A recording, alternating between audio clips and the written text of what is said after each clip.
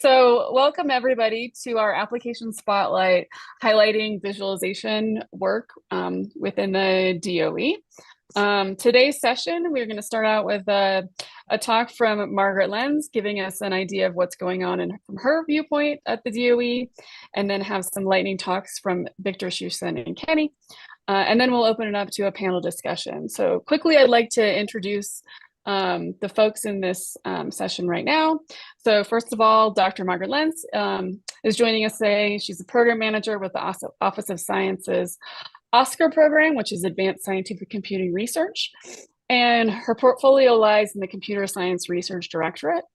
The OSCAR Computer Science Research Program supports long-term basic research that enables computing and networking at extreme scales and the understanding of extreme scale and complex data from both simulations and experiments. Margaret's portfolio includes research and development work in HPC-related data management, data visualization, extreme scale AI, and tools to enable decision support for biopreparedness. Our next talk will be from Victor Mattivisti. Sorry, I tried, Victor. And he's an assistant computer scientist at the Argonne Leadership Computing Facility.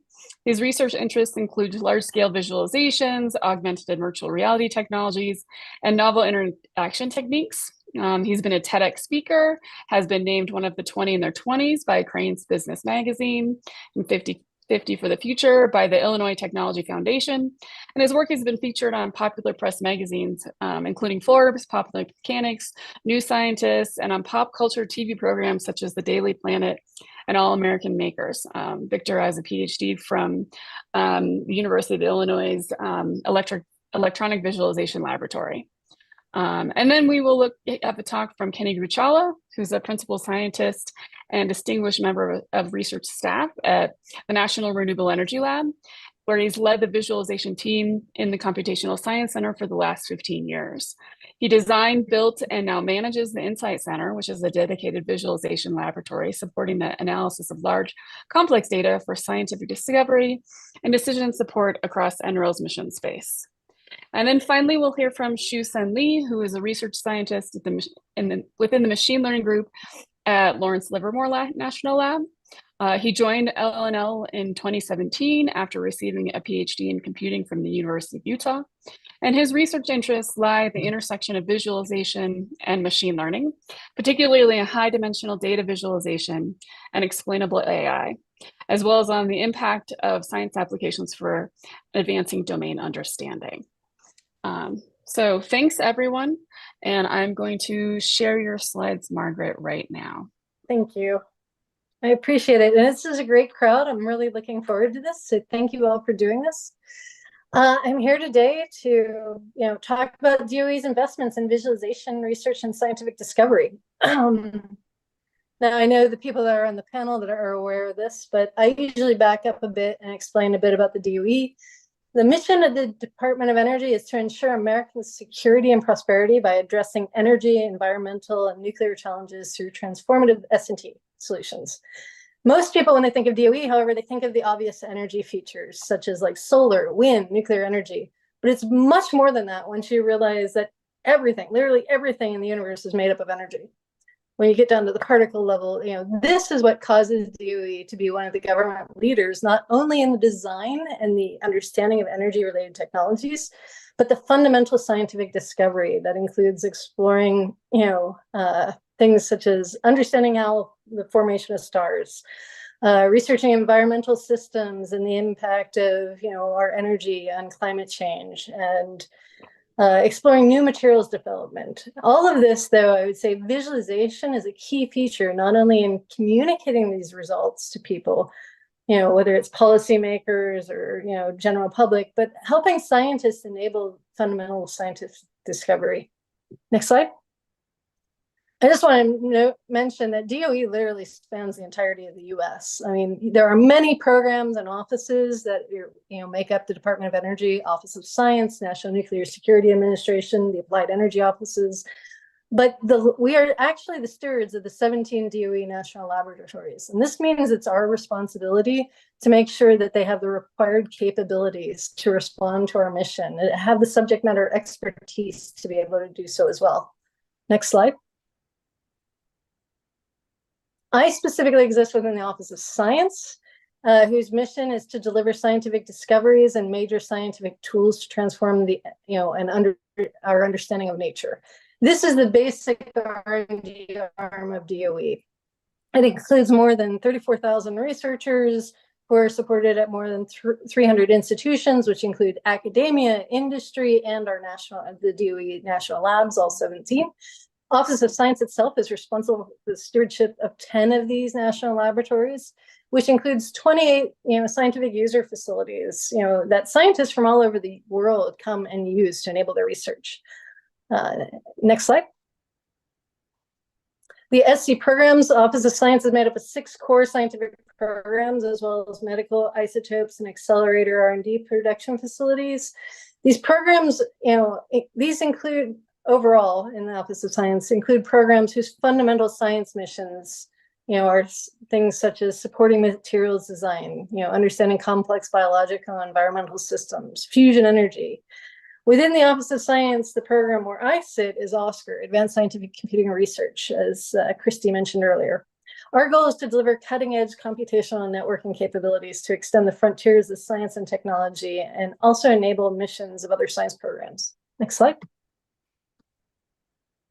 OSCAR is the result of 70 years of investments in computer science and applied math that started all the way back to the Manhattan Project and has literally led to DOE as it exists today. For more than 40 years, we've been investing in, OSCAR's been investing in computational science, applied math to revolutionize scientific discovery.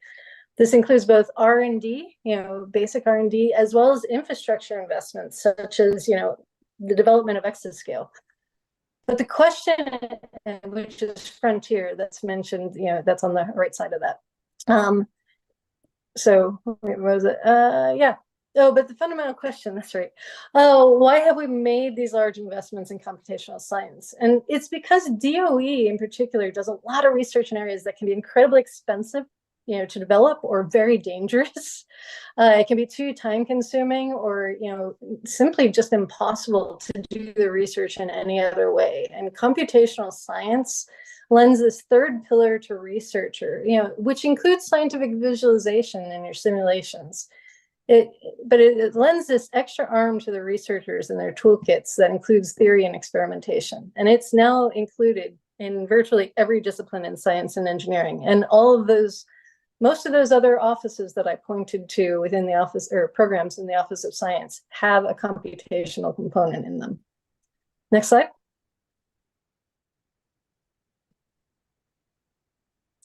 OSCAR's made decades of investments in, where am I? To enable research and design of exascale computing, as I mentioned earlier. In 2020, exascale computing was achieved, and Frontier is still the #1 in the top 500 in terms of computational capabilities. It's #2 in energy efficiency, and its utilization of GPUs makes it #1 in the world for AI capabilities. We anticipate that exascale and AI-enabled science in the AI-enabled science era is going to lead to dramatic changes. Things that will help us predict extreme weather events and their impacts on the grid, and will accelerate design and then deployment of clean energy technologies for a better future. Next slide.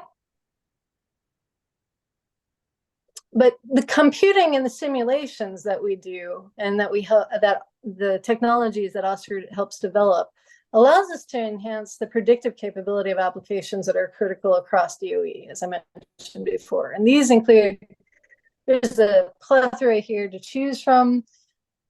Since I couldn't actually have video because it was too large of a file to send Christy, all I get is my little snapshots here. But these include things like additive manufacturing, quantum theory, prediction of natural disasters and epidemics. And, we've even enabled energy advancements in fusion, which led to DOE's Livermore, announcing in 2022 fusion ignition. It's all been, simulation, fed into a lot of that research. All of this work, though, and it doesn't matter the discipline and area that I have up here, really relies on the use of simulations and scientific visualization to help aid in these advancements. However, I've gotten like as I get to know the community, I've heard that people tend to think that scientific visualization as a field, is complete or incremental. There's not much left to do, and that's part of what I'm here to tell you is that it's not. There are advances in visualization that are very much and desperately needed to help continue the rate at which we enable scientific discovery at DOE. Next slide. And to that point, in January of 2022, we had a community of experts from across academia, industry, and the national laboratories that convened for 3 days to help determine future research directions that the DOE needs to invest in and help guide the next decade of scientific discovery. Discussions included, visualization of complex data, multimodal data, that's vectors, tensors, time series, high dimensional data, and just the extreme scale and volume of data that comes off of our scientific experiments. They include visualization to support trusted decision-making, like uncertainty visualization and dealing with probabilistic data and ensembles of outcomes, complex systems for AI for visualization and visualization for AI.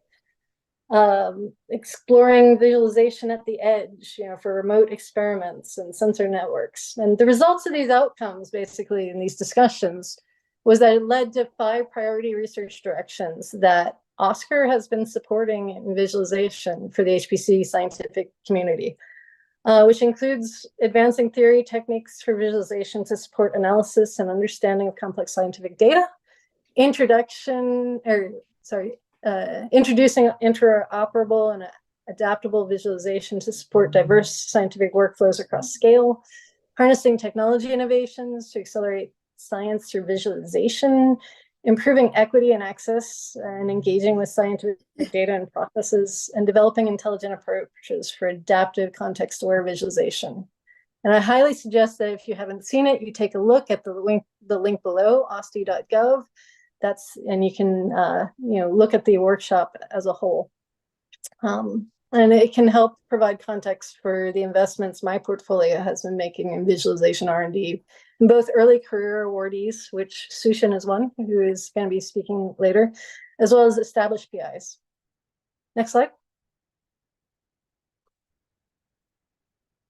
And these, just to point out, these basic R&D investments obviously feed into the simulation and visualization. Since I couldn't have my pretty E3SM, energy Earth systems, simulations, and my cancer simulations, but just to show that the work that we do, we have other programs called SciDAC that we partner with these other offices that, it helps enable efforts for us to predict results of things such as sea level rise and wildfire predictions. We also have work done between DOE and National Cancer Institute researchers, that allowed, the visualization of disease mechanisms and to help explore, potential therapeutics. Next slide. Okay, so that said, and there's a lot of interesting R&D that's happening at DOE, and I hope the next 3 speakers show you what their interests are. But if you're looking for opportunities to work with us, there's many to choose from. If you go to this website that I have, the osti.gov WDTS website, there's the Science Undergraduate Laboratory Internships, summer. It's a SULI program that enables undergrads in various fields to work with DOE's national labs. There's also a visiting faculty program and an SC graduate research opportunity that allows the students to spend 3 to 12 months working at a national lab on something pertaining to their thesis. Next slide. The Oscar itself, my office, supports a highly competitive graduate fellowship that provides up to 4 years of research support and research at the DOE National Laboratories. And this is my very last slide, I swear. Next one. And most importantly, our laboratories, our 17 labs, they have plenty of job opportunities. And if you don't know the labs by name, you can go to the website that I have highlighted in the box, and that'll send you to the resources of each one of these. Okay, next slide. And I think that's it. Oh yes, my official statement that I will behave during this presentation. Yes. And other than that, thank you. I think the very last slide shows my name and my email address. Oh, no, it doesn't. Okay. But I think the first slide had that. If anybody has, I will stick around for the Q&A, but if anyone has questions, you can always feel free to reach out to me. And thank you, Christy. Thank you very much, Margaret. So I think at this point we will hand it over to Victor. There is one small question for Margaret, if you'd like me to ask it now. Sure. Well, Victor is setting up. Yeah, Sure. the questions that comes through in the Slido is, what proactive engagement practices might be considered to get agile small businesses engaged with the DOE? Well, we have an SBIR office and SBIR opportunities, as well as STRR. I think they are active right now. If you go to the DOE Office of Science website, or if you email me, I can put you in contact with the link of what the current opportunities are. Great, thanks. Okay, Victor, take it away. Okay, thank you. So my name is Victor Matavici. I'm an assistant computer scientist at the Argonne National Laboratory, and I'm going to talk about visualization within Argonne specifically, so what we do. So Argonne, it's one, like Margaret said, it's one of the 17 labs. We are located right outside of Chicago, and we were established in 1946 as a science and technology laboratory to develop peaceful use for this new revolutionary source of energy, which back then that was nuclear power. And we specifically, we're part of the Argonne Leadership Computing Facility, which is a user facility. And what we do is we build supercomputers for our users so that they can perform science. And more specifically, our two flagship machines are Polaris. It's a 516 node machine with 4 NVIDIA 100 GPUs, and it clocks at 34 petaflops. And then our flagship computer, it's Aurora. It's at the top 500 list. It clocks at 1.012 exaflops, so it's the second exaflop machine of the United States. And in fact, we're number one at the AI benchmark at the top 500 at 10.6 exaflops. We did Throne Frontier at ISC this year. I think it was in, and then we're number 2 in the top 500. I just want to say that machine, and we're still optimizing it. So hopefully we're gonna be number very soon. The 10,624 nodes and 6 GPUs, so about 60,000 GPUs. This is part of the visualization and data analytics team. Joe Inslee is leading this team. And what we do is we kind of do production viz, and then we also do research. And when I say production viz, what I mean is that I just described, and they perform science. And then they come to us and they ask for our help with visualization because they're not visualization experts. And what we do is we work with them, and we either we usually do either something like a static image. So for instance, maybe they want an image for a cover or for a paper, or we do a video, or sometimes they want something more interactive. Some of the research sides of production viz is the fact that the data is huge. You know, we're talking about petabytes or terabytes. And it doesn't fit one computer, so you have to figure out, you know, how do you render this on the cluster? How do you write the visualization algorithms? Like for instance, if you want to do streamlines that will run on this big resource. Also, some of the things that we're looking more recently is how can we use tools that are being used in the movie industry, like Maya, Houdini, Blender, Substance Painter. How can we use those tools and make our visualizations look more realistic? So kind of like using, you know, lights, using materials. And you can see while I'm talking, I'm kind of like going through the slides, and you can see a few examples. So switching now to the research side of things, we have been involved for the past 10 years in situ visualization. And in situ happens because the gap between I/O and computation only increases. I/O is slow. Computation, now we have exascale, so it's very fast. So if the simulation is running and now you want to save the files to this for post-hoc analysis visualization, that's going to block the simulation. You're going to lose a lot of computational time, and it's going to be very slow. Within situ, the idea is the data is already in memory. In our case, with the new machines, it's in GPU memory. So if you only pass a pointer, you don't even have to copy the data. The in situ library can take that and render. And more specifically, we have been involved with Ascent, which was an ECP-funded project, and Sensei, which was an Oscar-funded project. Newer things that we're working on, and by the way, the images that you see on the slide have been rendered in situ with NeckRS. And there was a paper about that that won Best Paper Award at ISAC last year. So newer things that we're doing is bidirectional steering. So now you can connect to the simulation, you can probe the simulation, you can render images, you can steer the simulation as it's going. And then concurrent CPU. There is an LDAP poster if you want to learn more about that. The idea between concurrent CPU is even though it's in situ, it's still blocking. You have to wait for rendering to finish. But with concurrent CPU, we copy the data to the CPU. The simulation can keep going on the GPU, and we're using the idle CPU cycles to render images. Some other research projects that we're doing, and they're part of Margaret's portfolio and funding. It's the telerobotics, teleautonomous robotics for isotope production. In this project, the idea is to bring isotope production to the 21st century. So traditionally, you have this box and you have isotopes inside. It's radiation shielded, and there are gloves, and you have to put your hands inside and do the experiment. So with this project, it's a multi-institution project.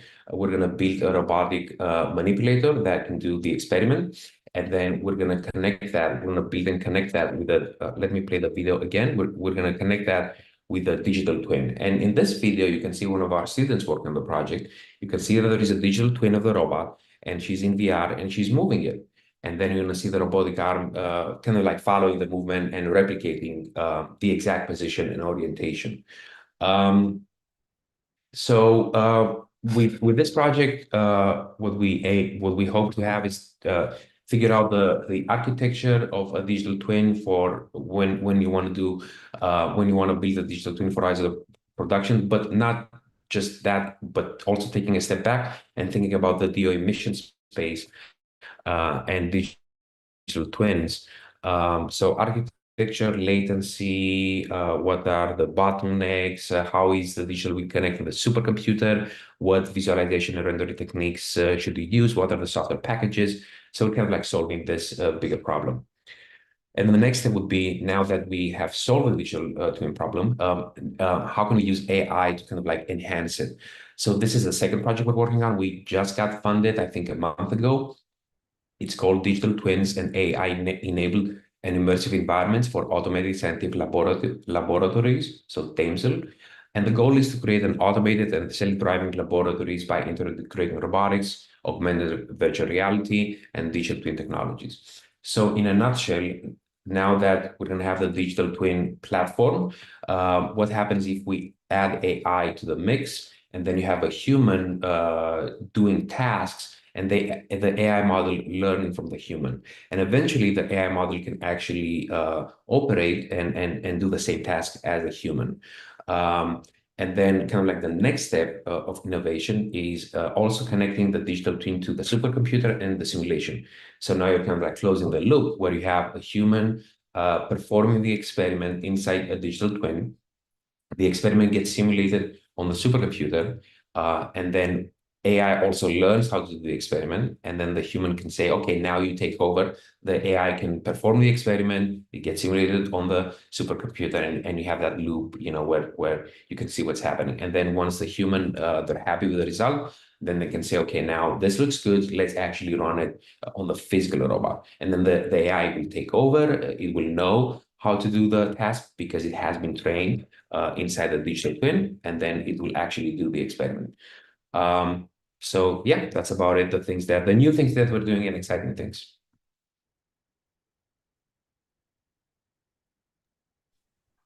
Thank you so much, Victor. I guess we will then go right over to Kenny.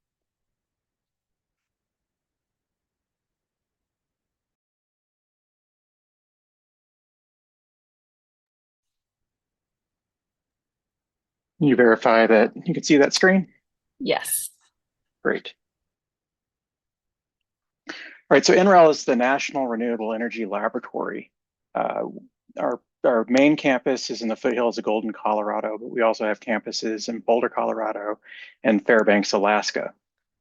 NREL's mission space is dedicated to energy efficiency and renewable energy technologies, and the lab classifies that mission space kind of in these 5 categories here on the left. And I'm going to reuse these icons throughout this presentation to kind of contextualize the visualization work in this mission space, which you can see spans from fundamental science like materials design, where we're designing materials for solar cells or battery systems, to renewable energy power generation, so extracting energy from wind or solar, for example. Sustainable transportation, so this spans from developing new novel biofuels to electrical vehicle infrastructure deployment to improve mobility across the country. Energy efficiency technologies, so this is improving the efficiencies of different energy systems from like individual industrial processes to entire buildings to entire cities. And then finally, energy systems integration that integrates all these technologies together. And the research there can span from thinking about how we integrate one of these technologies into the grid, all the way up to policy decisions that make these technologies more sustainable.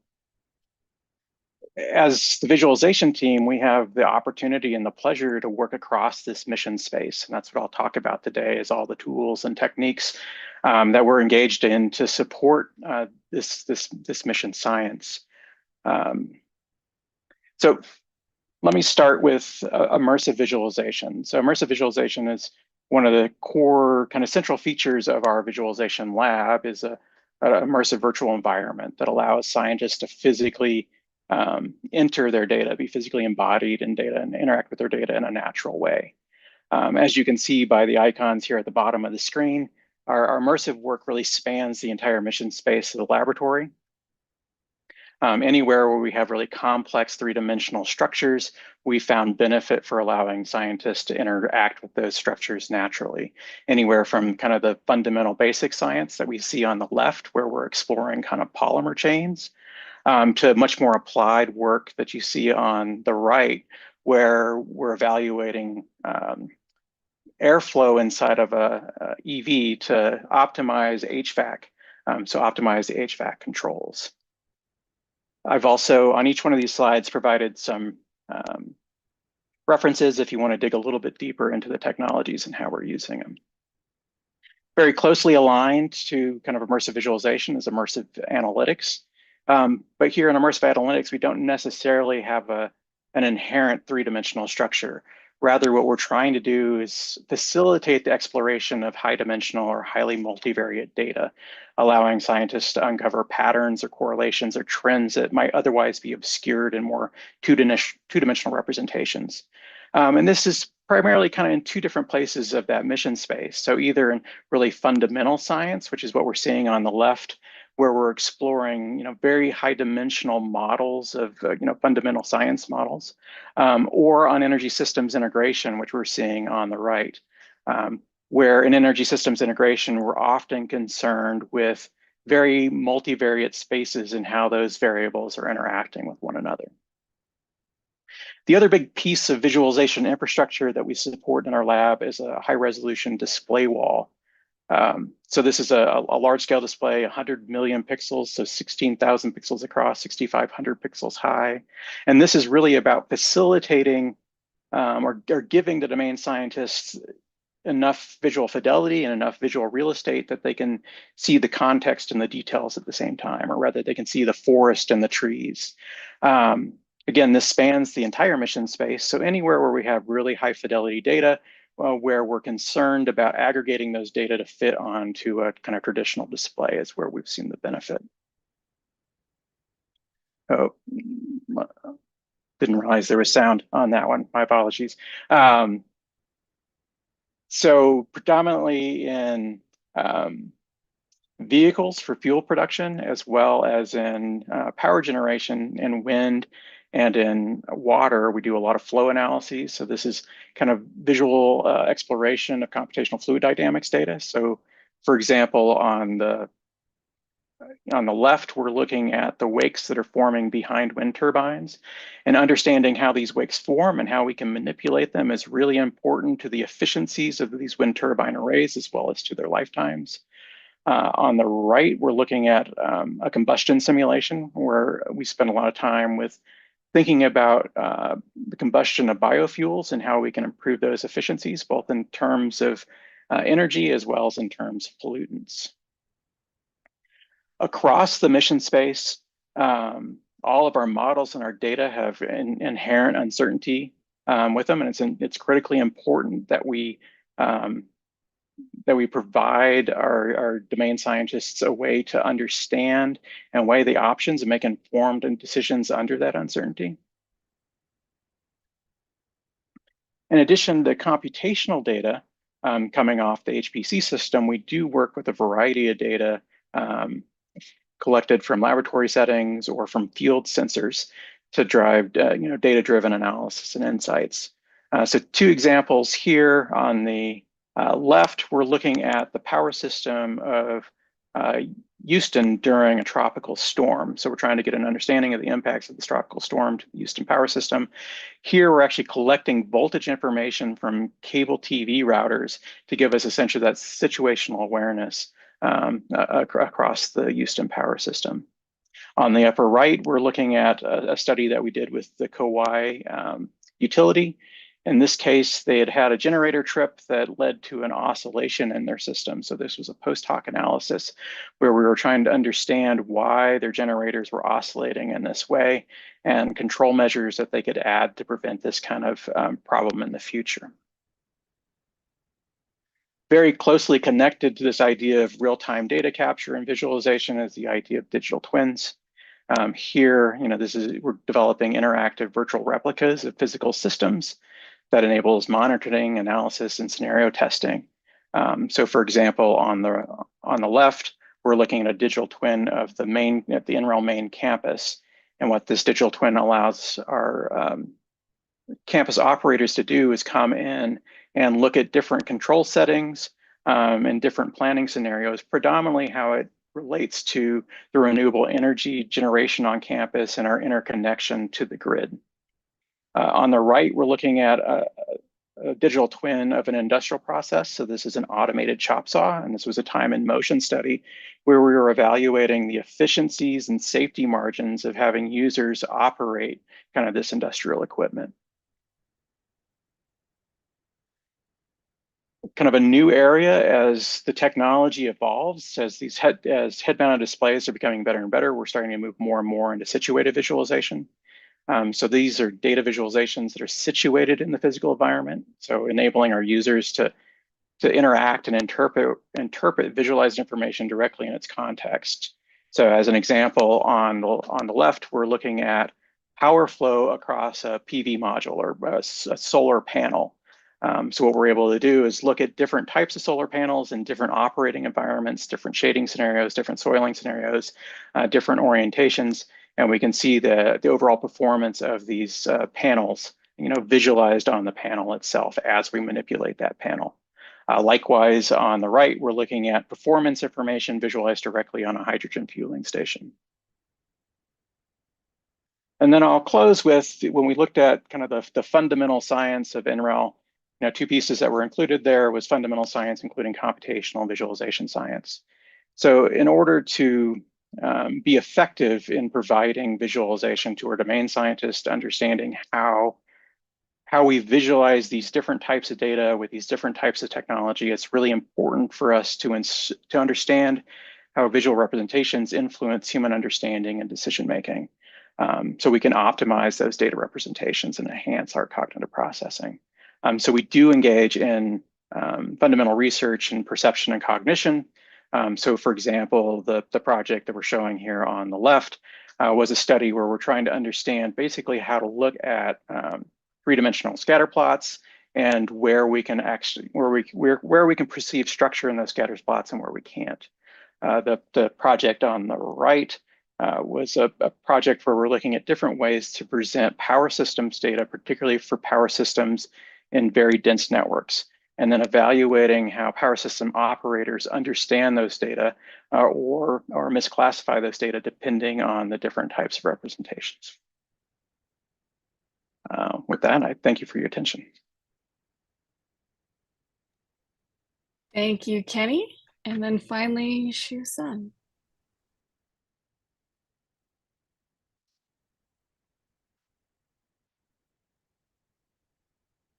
Great, I see it. Thanks, Shu Sun.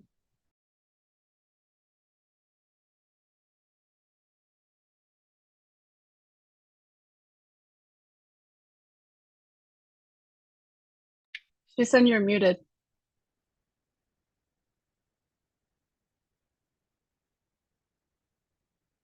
Oh, sorry about that.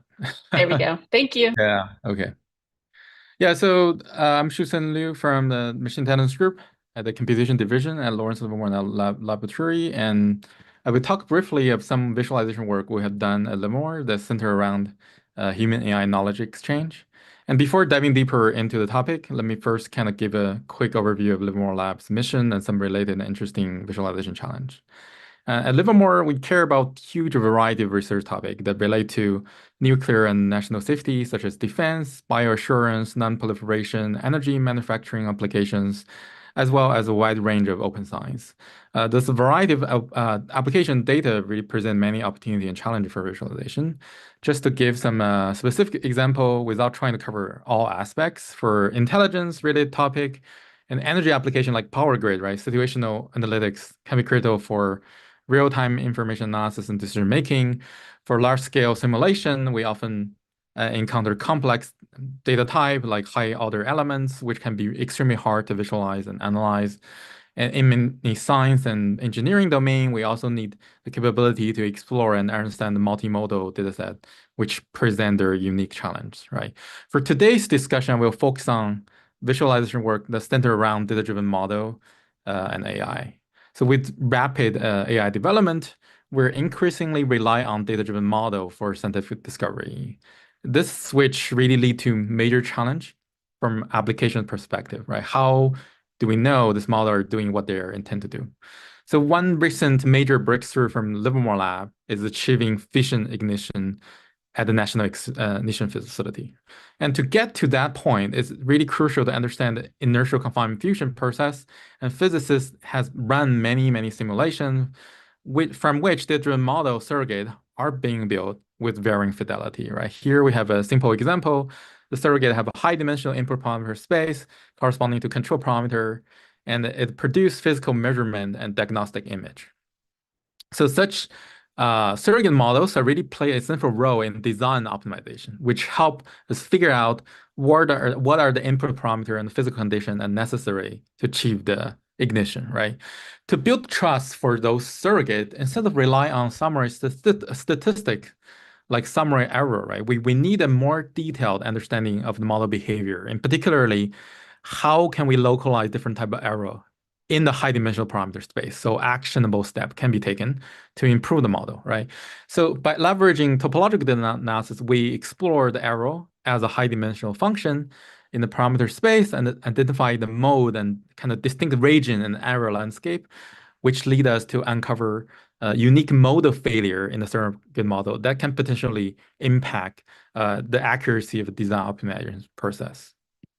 And besides looking at the model output errors, right, another equally essential question for building trust for AI model come from kind of opening the black box.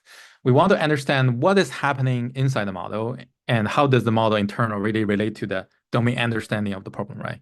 From the same surrogate model, we can employ a simple visualization for probing into the internal representation. As we can see here, we have the 2D embedding of high dimensional latent space. Even just this simple visualization can reveal a lot of interesting pattern, right? We can see a different region corresponding to the different physical distinct configurations, right? Those are the diagnostic image. And there's one particular region that corresponding to kind of this aspherical implosion pattern, which is of particular interest to the scientist.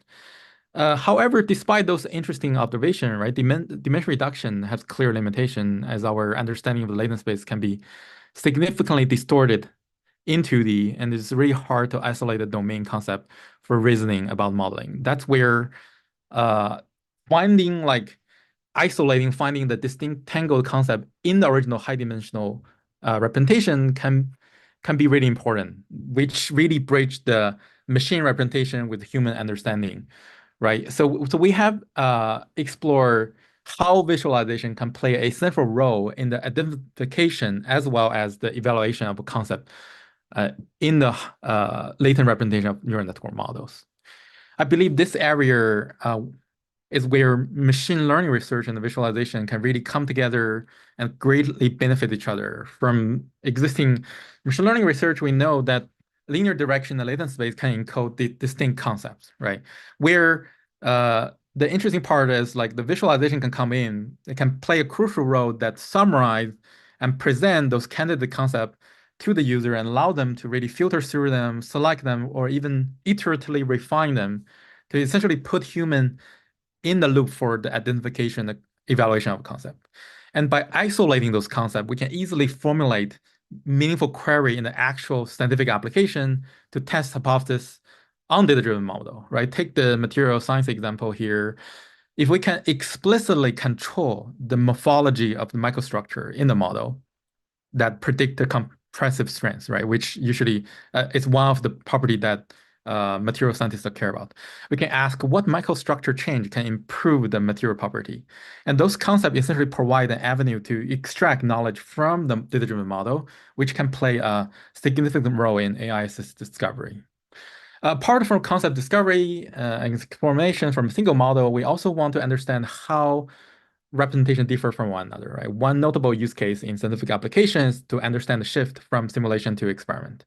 How could we quantify the difference in terms of human understandable attribute?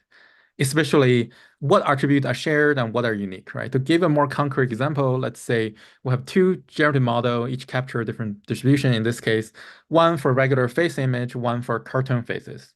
So we have developed methods that allow us to identify concept from each of those models that kind of align with each other, right? For example, this direction change hair color in both model, as well as the unique direction. This is kind of interesting where one of the unique attributes from the cartoon image are the Shrek face direction, because that does not really appear in the regular face image, right? Here is another example between the difference between, we want to understand the difference and similarity between the regular face and art image face. And one of the novel concepts from the art face are kind of turning the painting into a sculpture, right? Because that does not really appear in the regular face distribution.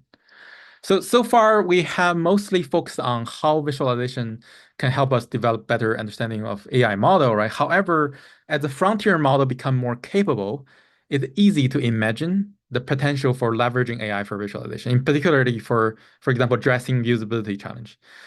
In this case, the example we have is designing transfer function, right? It can be hard for a novice user, but by leveraging the model's vision capability, we develop a large language model based agent that can directly integrate into the visualization control loop, which allows it to design transfer function from instruction. Let's say you can just tell them, show me the arterial structure in this MRI scan, and the agent will iteratively refine the transfer function until it review the kind of vessel structure.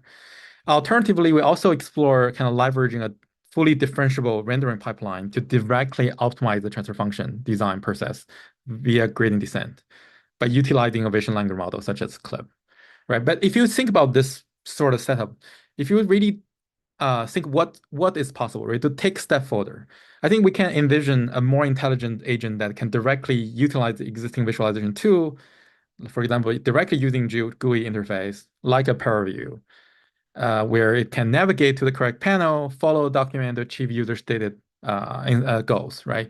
The possibility is really endless, but also kind of fraught with many challenge. Like how do you reliably do vision grounding, and how do you extend to more complex reasoning chains, right? So to summarize, so that the take-home message is visualization is the essential media for communication and discovery in scientific application at national labs, right? There are new challenge and opportunity even in more traditional side of scientific visualization because of the complexity of the data and modality.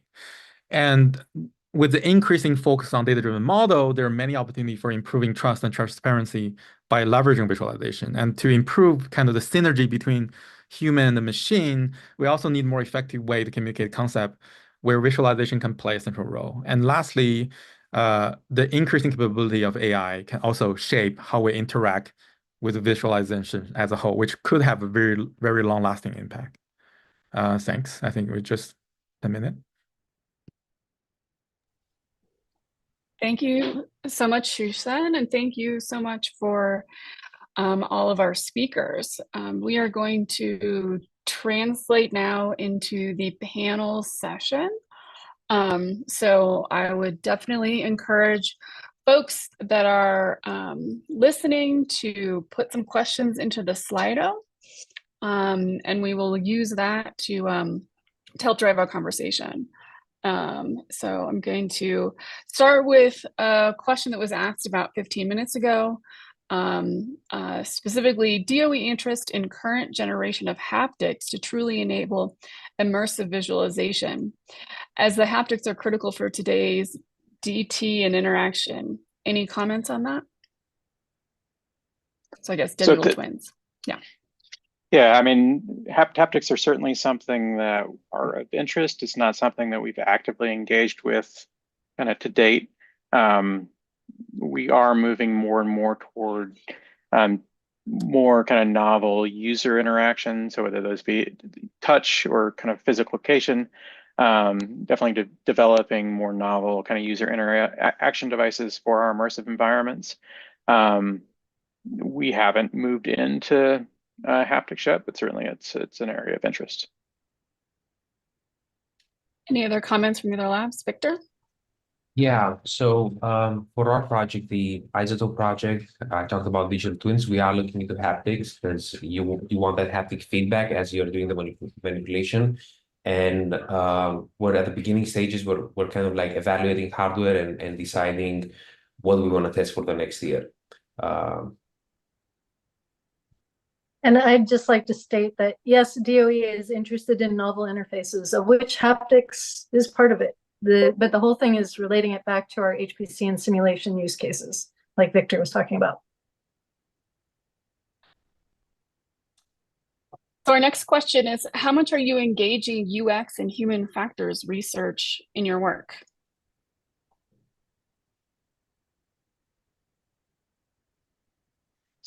So can I, as my last slide alluded to, it is certainly something that we consider. There is some dependency on kind of the funding agency and the specific pieces that they're looking at kind of teasing out. But it is often top of mind for us.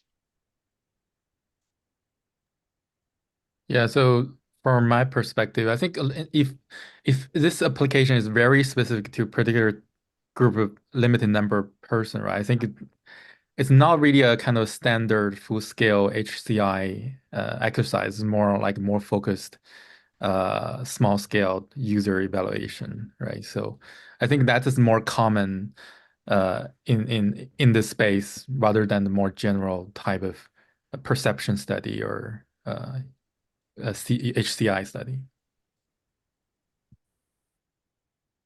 Yeah, I agree. Okay, well, I am going to ask a question of my own. So there is a sense that scientific visualization is a solved problem, and we've seen a marked decline in sci-viz papers over the years. Can you comment on DOE and Oscar's perspective on this issue? Yeah, so I mean, I think a lot of the low-hanging fruit has been picked, like in terms of you know, a lot of the rendering and those types of issues. But in my perspective, now we're kind of left with the hard work, right? The hard work being, you know, how do we apply this to the large scale data? How do we apply this to, how do we apply this where we can't move all the data off from where the data exists into kind of the visualization infrastructure, right? There's a disconnect there. And then kind of the really sticky issue of workflows and kind of the human element, right? So how do we actually, how do we take all that work that's been done kind of on that rendering side and really drive the scientific impact, right? There's a big gap there.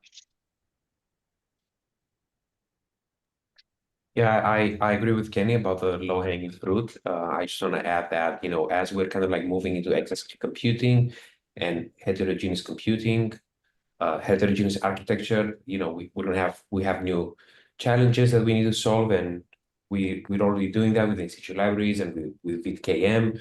But now we also have AI-driven workflows. So what does AI mean when we talk about rendering and visualization? How can we use AI to leverage visualization? Either, when we're doing rendering, maybe we can make the rendering workflow faster, or using AI after rendering, when we can find regions of interest, hotspots, or make new discoveries.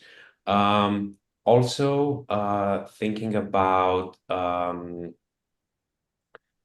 have one more thing. I forgot. If it comes back to me, yeah. I was going to say that I agree with everything that these people have stated, and that, again, pointing back to that workshop report where I brought the community of users, which included a lot of these people, the gaps that were identified, that's where I'm focusing at this point in terms of fundamental R&D investments. So, which includes things like Kenny said about the complex data and things that Victor was talking about as to the novel interfaces, and also AI and visualization for AI, and better how we can utilize it to interpret results. So, and that's just some of them, but I would point people to look at that workshop report. Okay, I remember what I want to say. Also real time, meaning that, back in the day you would submit a job and it waits in the queue, but now more and more people, they wanna connect, they wanna open like a Jupyter notebook, and they want to do more real-time stuff. Like, how do you do that? How do you enable that? And what are the new workflows? And how can you support that? Yeah, just to add on the technique that is being matured, right? I think for some type of data that still need to be developed, right? Multimodal, more complex type of new simulation technique, right? That using really high order elements. And I think another aspect is, so the reason why people want to use visualization is like they want to have a tangible impact on their application, right? So I think that might be one additional angle that's not necessarily tied to the technique, but how you use it, how deep integration between application side and visualization, right? So when they use the visualization, do they discover something new that they need to write a paper about?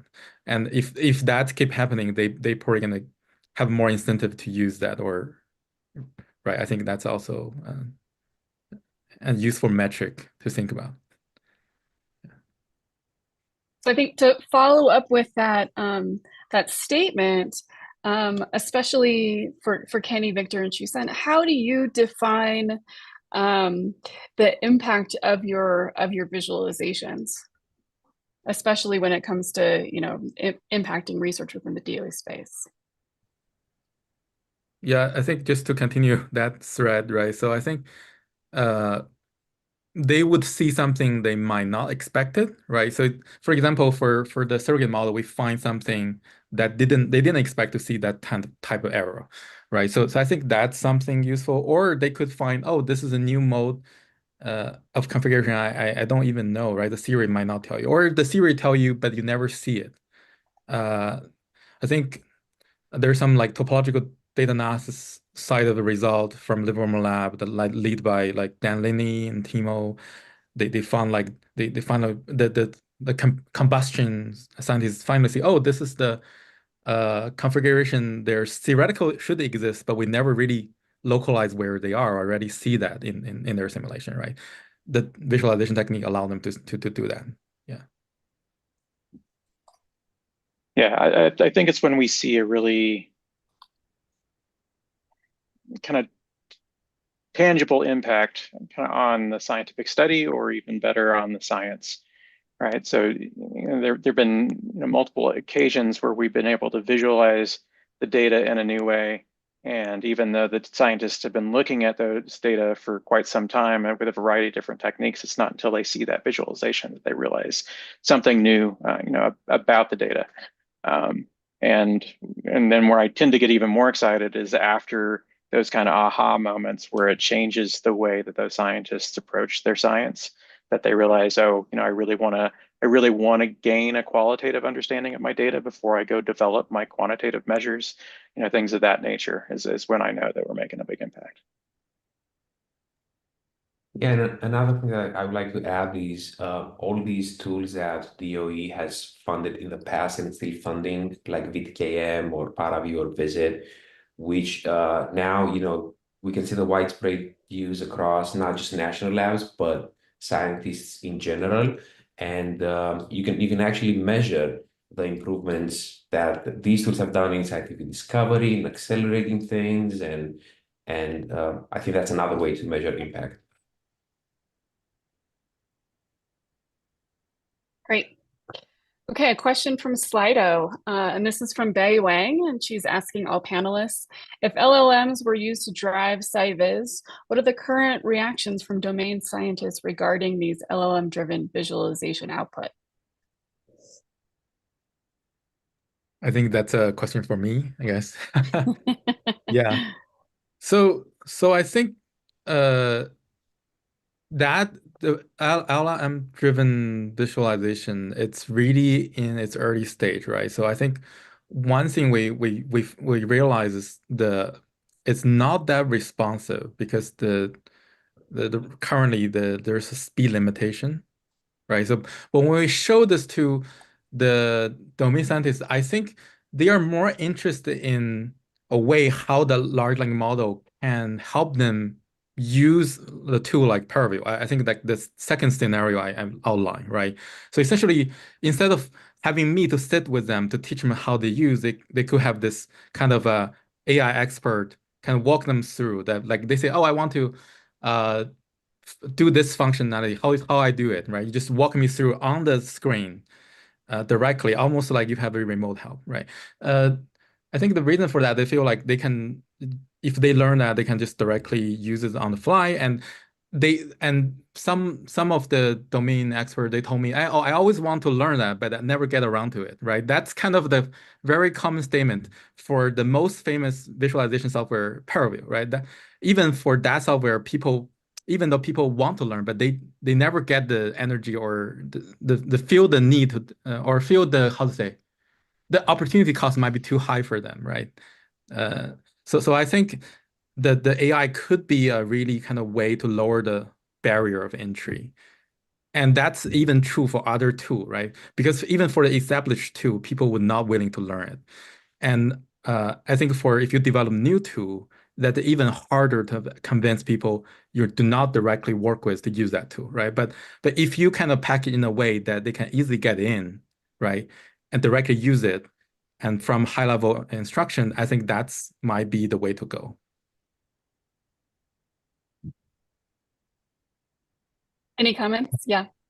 We have a project that we're collaborating with the Electronic Visualization Lab, and we're kind of like combining an LLM with AR and VR. And the idea is, you want to create a visualization. You're not an expert. A lot of tools, a lot of times tools like Ascend, you actually have to write like YAML code to create an image. What if you can just use your voice and you are in this VR or AR experience, and you say, connect to the supercomputer, run the simulation, and then visualize the data. So I think that those are the things that like we're kind of like exploring, and I see where the things are probably headed.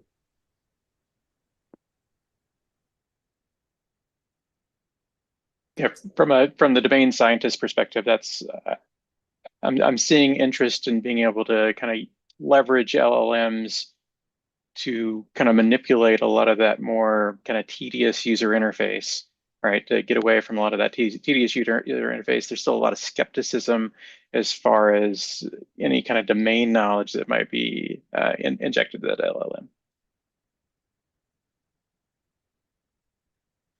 Great. So another question from Slido. Humans are innately visual and highly immersive and this can further be enabled by AI. And there are entities benefiting from this approach. What is DOE's perspective on that?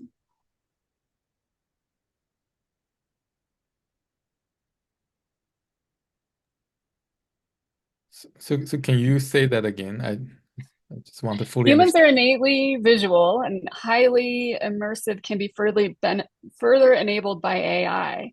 And there are entities being benefited from this approach. What is DOE's perspective? So is that like a additional median at the AI, or it's like Let's see, I'm not totally sure. That discuss Um, like generative AI and simulation and AR, VR, or I don't know. Sure, let's go down that path. Oh, as everybody gives me bad looks. I mean, I'm always willing to explore, and people that have good ideas should always reach out and contact me, especially after looking over again that workshop that I keep pointing towards, and to see what my areas of interest are. But Gen AI is definitely a very hot topic right now, and different ways that we can utilize it, for our scientific discovery and HPC.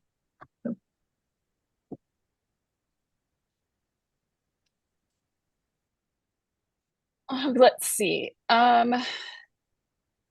So another question that I have is basically the interface of sort of DOE folks and this conference. So IEEE Viz has had a long-standing category focusing on applications. From your perspective, what would be an ideal DOE application paper?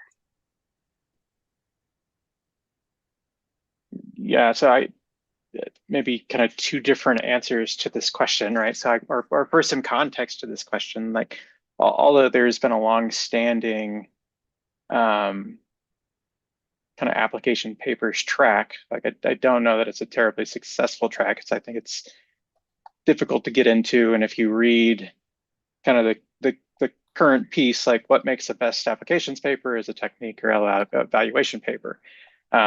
Which is, so my answer to this question is like a good application paper is going to teach me something as a visualization practitioner, right? So one of the things that could teach me is like for me to better understand how I can apply some technique to some very complicated large scale data, right? So if it gives me enough information to where I can move the needle on some big piece of data that I have that I'm trying to understand, that would be a successful application paper.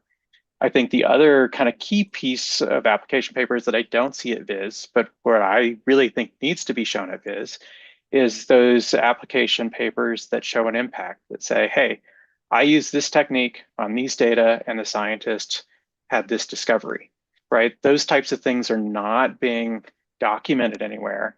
And those are the kinds of information that I need to go, oh, geez, I should be using that technique for this class of data. And then even more so for the broader community, if we get enough of those types of discovery papers out there, kind of those observational papers, it's on those that we can actually begin to build more visualization theory, right? If we're trying to build visualization theory on small, simple data sets, like that only is going to apply to small, simple data sets. If we really want to understand visualization in the wild, we need to start writing papers about visualization in the wild. Yeah, just to add to this second point, right? It's about the application impact, right? I think application paper, a major part of evaluation should be how much impact of that actually at the application, right? So does the application person have anything to say beside outside the visualization menu, right? Do they have a publication on their own, right? So do they want to advocate to their colleague about this particular approach without your involvement, right? I think that would really say something about how useful this is to them, right? I think there's some case we do see that there's a this publication talk about the impact, and in that application domain, they also publish paper to show that, oh, this is the insight we gain from using the visualization tool, right? They want to advertise that for advocate for using visualization.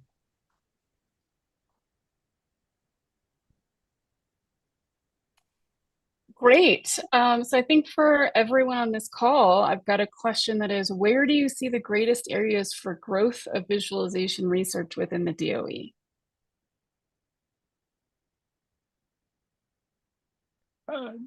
Yeah, I think from my perspective, it's about kind of the integration, and I think you saw this kind of across all three of the talks, right? But I think it's about integration into kind of the scientific workflows, whether that be on the instruments, on the HPC, or even a combination of the two. But a much tighter integration between kind of the visualization and the domain science across instrumentation. Yeah, I think we are each biased to our own kind of specialty, right? So I think for me, I would think because data-driven science has really become increasingly popular, right? So I think how to define visualization in context of that could be an increasingly important topic, right? Because now instead of the data would be the subject study, the kind of different data-driven model become the area people want to probe into. I think that's a lot of interesting question need to be answered there. Yeah, and I agree with everything that has been said. I just want to add about AR and VR. I feel like, looking at three-dimensional data, it's more natural in an AR or VR experiment. And we're only scratching the surface at this point. I think there is a lot of research and growth and improvement that could be made, and not just about visualizing the data, but also about how do you actually do science inside these environments? How do you interact with the environment? How do you ask questions? How is it connected to the supercomputer? You have problems about, what is the data? Do you render on the supercomputer? Do you render on the headset? Do you render on a PC? A lot of limitations because these headsets are usually memory. They have memory limitations and GPU and CPU limitations. So for me, that's exciting. And then, obviously digital twins, once we started using them with digital twins, kind of like the same questions. See, this is like a trap for a program manager because you're basically asking me what's fun, which I will not say. I will point you back to the workshop materials, but I do want to reiterate, that, this gets back to that last conversation. I'm interested in fundamental R&D that will bleed in, and help further the domain scientists. So things that can demonstrate that and that you can work with the production side to help integrate, those are definitely key things that we're interested in.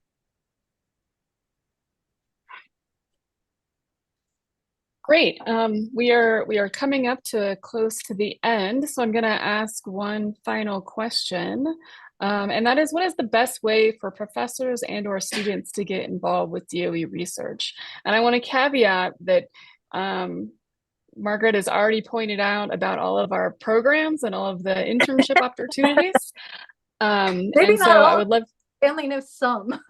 Yeah, so there's a slide, and we can reach out to Margaret, but I'm actually, I think, a little more curious about getting involved in the research domains rather than, just participating in the programs.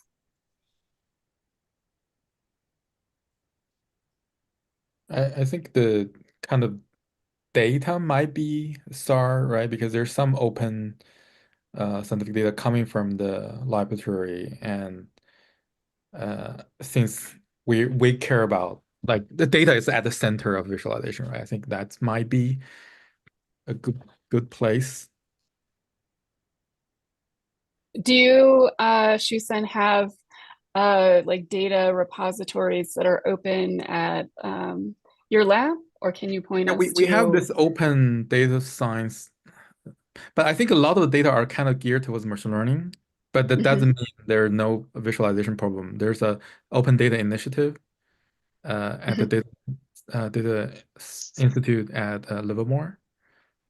So our goal is to basically publish all those open science data set as much as we can. And so that could be used by people doing like scientific machine learning, people doing scientific visualization, because that just give you a demonstration of what are the problem we are facing, right? So I think those can be very valuable. Yeah, Yeah. I would I would Oh, encourage folks to reach out, right? I mean, it's really going to depend on, I mean, we are always very interested in collaborations. So if it is whether it's a professor or a member of industry, if you're interested in being involved, reach out. There are often opportunities to collaborate on FOAs or other funding agency, other funding opportunities from students. There are multiple graduate student opportunities and there are multiple undergraduate opportunities. They're different. But the best way to start any of that is kind of reach out to the labs that you're interested in collaborating with, find some PIs, and I think most of us be if it doesn't fit for our particular research track, we can more than likely connect you with somebody who will. yeah, Victor? yeah. Yeah, I mean, there are the obvious ways where, there are fellowships, there are internships, there are workshops, there are hackathons. There are so many things happening at all the labs. Just go on the website and check them out and apply.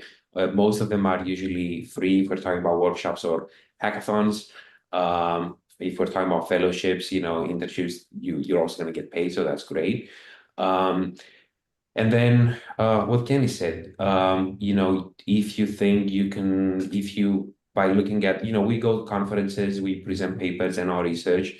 And if what we do is align with your interest, then just reach out to us because we can either work on smaller projects or we can apply together and get a grant and kind of like do that.